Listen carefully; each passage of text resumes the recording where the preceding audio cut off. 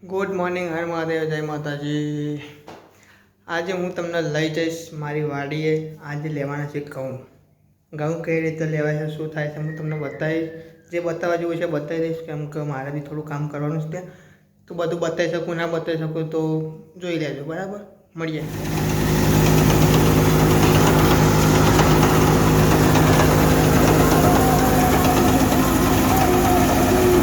ઘઉં લેવાય છે।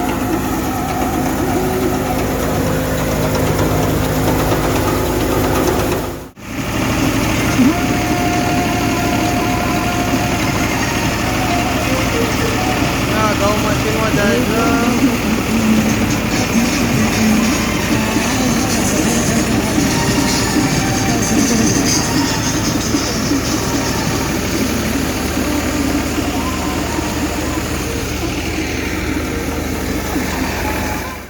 આમાંથી પોતરી બહાર નીકળે, અહીંયા ઘઉં આવે।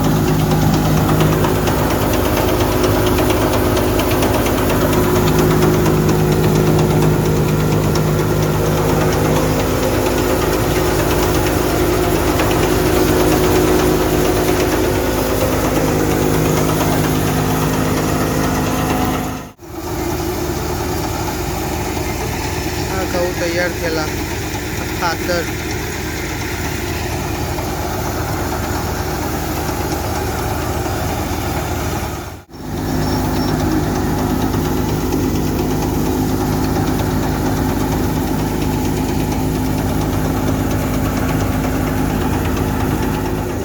આ ઘઉં કમ્પ્લીટ થઈને આવી ગયા, મશીનમાં જઈને આવ્યા ઘઉં।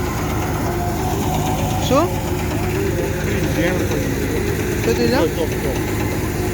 ચોક ચોક તો રહે તો વેણાઈ જવાના। ખેતરમાં ઘઉં લેવાય છે મારા।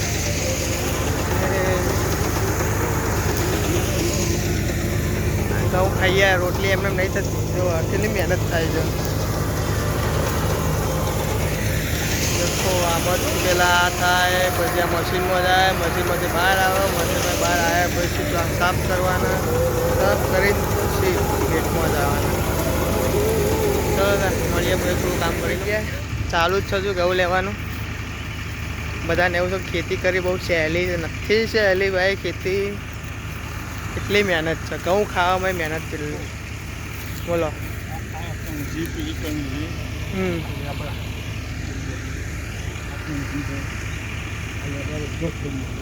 અડધો ભાગ આવવો પડે, એના અડધમાં આવે, પેલામાં અડધમાં આવે પાડી છે બહુ કે તું ધર્માના માલો મારે જે કિંમત તે એવું આ વાર પેલી વાર પેલી અને ઓને છે ને ત્યાં હોળી કરાય છે।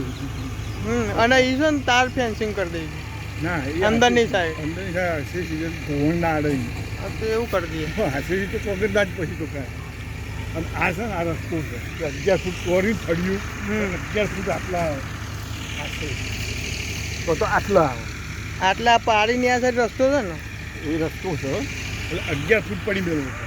હા, કણકી 12 ફૂટ 9 ફૂટનું હોય ટ્રેક્ટર, આ ટ્રેક્ટર રહ્યું ને જે કણકી આવે છે ને પાછળ એ 9 ફૂટ આવે એટલે 11 ફૂટ પડી મેળવો એટલે એને હેડ્યો અને હેડ્યો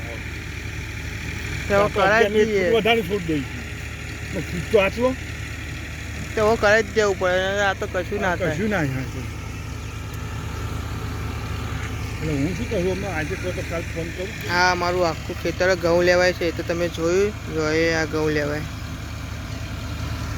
આખું ખેતરમાં, વાડ છે ને અમુક જગ્યાએ પારી કરવાનો ઈરાદો છે। હવે થોડી ડિસ્કસ કરીએ છીએ કે હવે શું કરવું, એટલે હવે થોડું વિચારીએ છીએ, કંઈક થોડું સારું કરીએ કામ, ખેતર સારું દેખાય, શું કહેવું નહીં પપ્પા?